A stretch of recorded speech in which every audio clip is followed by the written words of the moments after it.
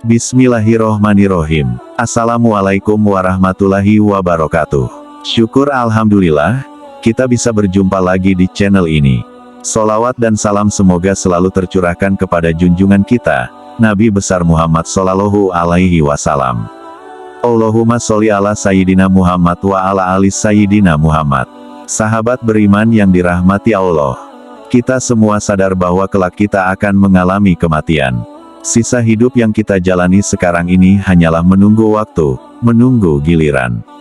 Nyawa kita akan dicabut oleh malaikat maut, dan dari sinilah kehidupan yang sesungguhnya baru dimulai.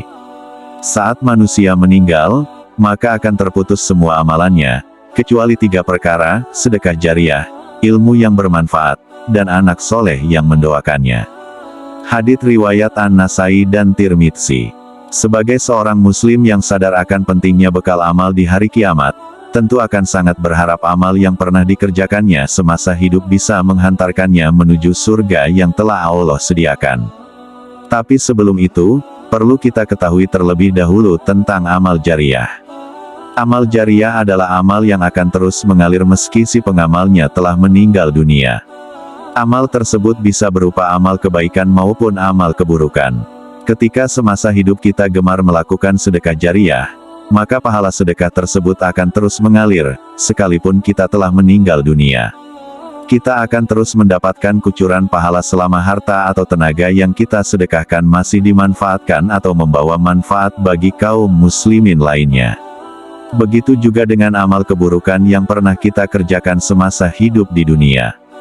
Kita pun akan terus mendapatkan kucuran dosa, meskipun kita telah meninggal dunia.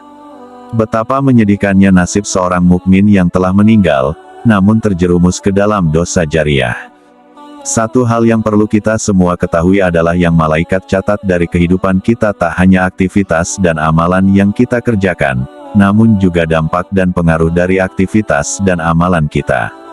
Sahabatku yang beriman, silahkan simak penjelasan video ini hingga akhir agar para sahabat bisa memahami dan dapat mencerna apa isi yang terkandung dalam video ini, dan semoga para sahabat yang sudah menyimak video ini hingga akhir, semoga Allah Subhanahu wa Ta'ala balas dengan kebaikan, dilancarkan rezekinya bertubi-tubi, diberikan kesehatan dan dimudahkan segala urusannya baik di dunia maupun di akhirat kelak. Amin ya robbal alamin. Dalam Quran, Surah Yasin ayat 12, Allah Subhanahu wa Ta'ala berfirman, "Sesungguhnya kami menghidupkan orang-orang mati dan kami menuliskan apa yang telah mereka kerjakan dan berkas-berkas yang mereka tinggalkan, dan segala sesuatu kami kumpulkan dalam kitab induk yang nyata, Lauhul Mahfuz." Dari ayat tersebut, dapat kita simpulkan bahwa orang yang melakukan amal dan aktivitas yang baik, maka insya Allah Allah Subhanahu wa Ta'ala akan mencatat amal baik itu dan memberikan ganjaran dari apa yang diamalkan. Karena itu, agama Islam mengajarkan umatnya untuk melakukan amal kebaikan yang mana amal tersebut bisa memberikan pengaruh baik bagi masyarakat luas. Insya Allah, dengan begitu kita akan mendapatkan pahala dari amal yang kita kerjakan sekaligus dampak baiknya. Begitu juga sebaliknya, apabila kita melakukan amal keburukan atau maksiat, maka kita pun akan menuai dosa. Ditambah lagi dengan dampak buruk yang akan kita dapatkan. Rasulullah Shallallahu Alaihi Wasallam selalu mengingatkan kepada umatnya agar berhati-hati. Jangan sampai kita terjebak dalam dosa jariah, maksudnya adalah dosa yang akan terus mengikuti pelakunya, meskipun pelaku tersebut telah meninggal dunia, nauzubillahi min dzalik. Lalu jenis dosa apa saja yang akan terus menimpa pelakunya, meskipun pelakunya telah meninggal dunia? Yang pertama adalah mempelopori perbuatan maksiat. Maksudnya adalah seseorang yang melakukan perbuatan maksiat di hadapan orang lain sehingga banyak orang yang mengikuti perbuatannya, sekalipun orang tersebut tidak mengajak orang lain untuk mengikutinya. Dari Jabir bin Abdillah, Rasulullah Shallallahu Alaihi Wasallam bersabda, "Barang siapa yang mempelopori satu kebiasaan yang buruk dalam Islam, maka dia mendapatkan dosa keburukan itu dan dosa setiap orang yang melakukan keburukan itu karena ulahnya, tanpa dikurangi sedikitpun dosa mereka." Hadits riwayat Muslim. Dari hadis tersebut, dapat kita simpulkan meski orang yang menjadi pelopor kemaksiatan tersebut tidak mengajak lingkungan di sekitarnya untuk melakukan hal yang sama, Akan tetapi dengan perbuatan yang dikerjakannya tersebut, memotivasi orang lain untuk melakukan seperti yang dikerjakan. Oleh karena itu, anak Adam yang pertama kali membunuh, maka dia akan dilimpahi tanggung jawab atas semua kasus pembunuhan, karena kezaliman di alam ini. Rasulullah Shallallahu Alaihi Wasallam bersabda, tidak ada satu jiwa yang terbunuh secara zalim, melainkan anak Adam yang pertama kali membunuh akan mendapatkan dosa karena pertumpahan darah itu. Hadits riwayat Bukhari dan Muslim. Yang kedua adalah mengajak melakukan kesesatan dan maksiat. Seorang yang menyeru atau mengajak pada perbuatan dosa, maka akan mendapatkan pula dosa dari para pengikutnya. Hal ini telah dijelaskan oleh Allah Subhanahu wa Ta'ala yang tertuang dalam Quran Surah An-Nahl ayat 25, mereka akan memikul dosa-dosanya dengan penuh pada hari kiamat, dan berikut dosa-dosa orang yang mereka sesatkan yang tidak mengetahui sedikitpun atau bahwa mereka disesatkan.